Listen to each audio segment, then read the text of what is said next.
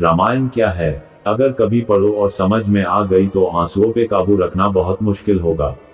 रामायण का एक छोटा सा वृतांत आपको बताने जा रहा हूँ, और मेरी ये पूरी कोशिश रहेगी कि उसी वृतांत से शायद कुछ समझा सकूं। मोटिवेशनल गुरु जी की वीडियोस में एक बार फिर से आपका स्वागत है। एक रात की बात है कि माता कौशल्या जी को सोते में अपने महल की छत पर किसी के चलने की आहट सुनाई देती है, और इससे माता कौशल्या की नींद खुल जाती है।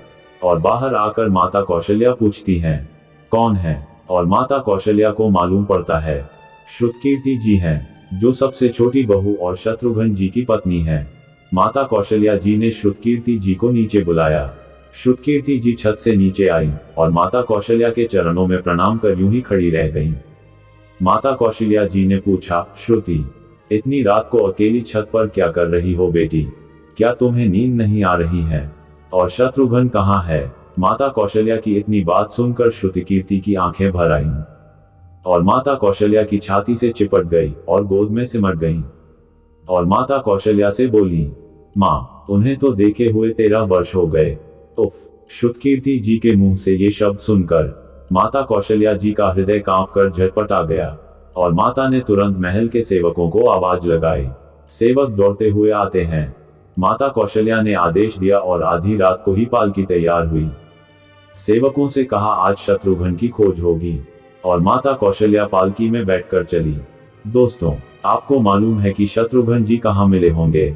अयोध्या जी के जिस दरवाजे के बाहर भरत जी नंदीग्राम में तपस्वी बनकर रहते हैं, उसी दरवाजे के भीतर एक पत्थर की शिला है। उसी शिला पर अपनी बांह का तकिया बनाकर लेटे हुए माता कौशल्या को मिलते हैं। ये देखकर माता कौशल्या शत्रुघ्न के सिरहाने बैठ जाती हैं। बालों में हाथ फिराया तो शत्रुघ्न जी ने आंखें खोली।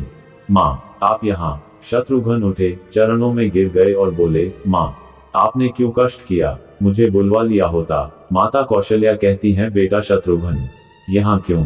शत्रुघ्न जी की भी रुलाई फूट पड़ी और रोते हुए बोले, माँ, भैया राम पिताजी की आज्ञा से वन चले गए हैं। भैया लक्ष्मण और माता सीता भी उनके साथ चले गए हैं। भैया भरत भी यही नंदीग्राम में हैं। क्या ये महल, ये रथ, ये राजसी वस्त्र विधाता ने मेरे लिए ही बनाए हैं? माँ, शत्रुघ्न की बातें सुनकर माता कौशल्या जी निरुत्तर रह गईं।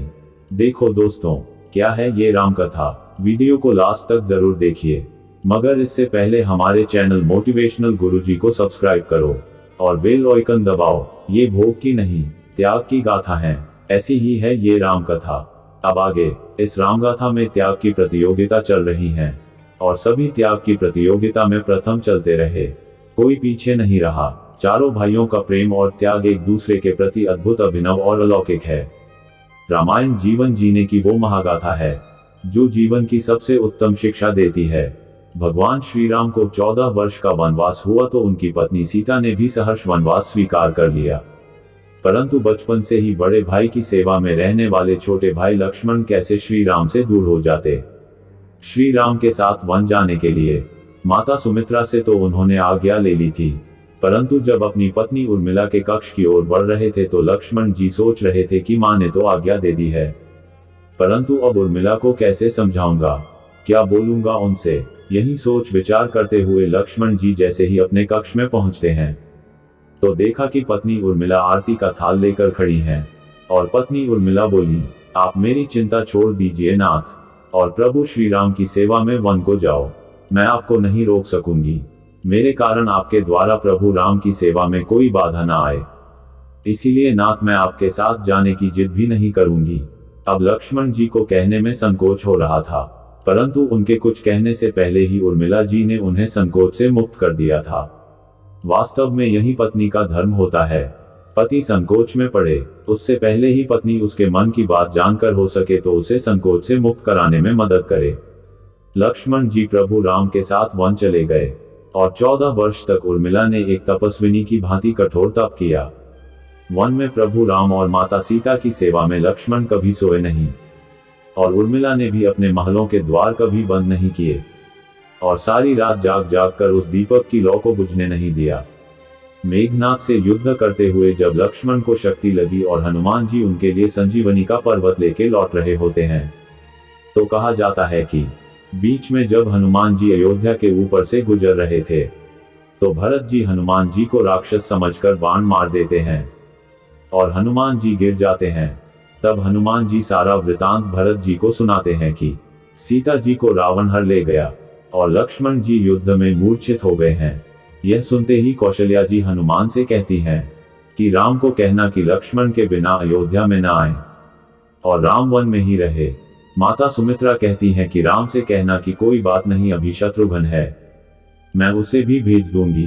मेरे दोनों पुत्र राम सेवा के लिए ही तो जन्मे हैं। माताओं का प्रेम देखकर हनुमान जी की आंखों से अश्रुधारा बहने लगती है। परंतु जब हनुमान जी ने उर्मिला जी को देखा तो देखकर सोचने लगे कि ये उर्मिला क्यों एकदम शांत और प्रसन्न खड़ी हैं? क्या उर्मिला को अपने पति के प्राणों की कोई चिंता नहीं है? हनुमान जी पूछते हैं, देवी उर्मिला, आपकी प्रसन्नता का कारण क्या है? आपके पति के प्राण संकट में हैं और सूर्य उदित होते ही सूर्य कुल का दीपक बुझ जाएगा। उर्मिला जी का उत्तर सुनकर तीनों लोकों का कोई भी प्राणी उनकी वंदना किए बिना नहीं रह पाएगा। उर्मिला बोली, हे हनुमान, मेरा दीपक संकट में नहीं है, वो बुझ ही नहीं सकता। और रही सूर्योदय की बात, तो आप चाहें तो कुछ दिन अयोध्या में विश्राम कर लीजिए, क्योंकि आपके वहां पहुंचने से पहले सूर्य उदित हो ही नहीं सकता। आपने कहा कि प्रभु राम मेरे पति को अपनी गोद में लेकर बैठे हैं।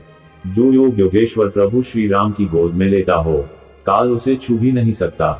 यह तो प्रभु श्री राम लीला कर रहे हैं। मेरे पति जब से वन गए हैं तब से वो सोए नहीं हैं, क्योंकि उन्होंने न सोने का प्रण लिया था, इसलिए वो थोड़ी देर विश्राम कर रहे हैं।